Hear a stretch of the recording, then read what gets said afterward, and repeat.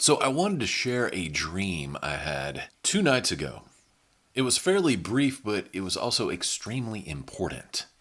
Now, this dream was a little bit different than my normal fare because it was not visual, it was verbal. And the first message was the dollar will be brought low. The first thing that struck me about that message, though, was not necessarily the content, because you can kind of hear that content a lot of other places on YouTube right now. What really struck me, though, was the language of the message. The dollar will be brought low. That phraseology is a little bit different than the verbiage used by native English speakers.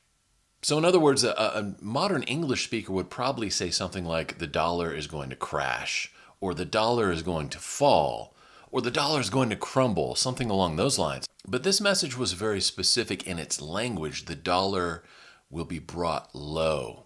And so I did a basic search for that phrase, and I found something fascinating because that very phrase is listed in Isaiah 2:17. The arrogance of man will be brought low, and human pride humbled. The Lord alone will be exalted in that day.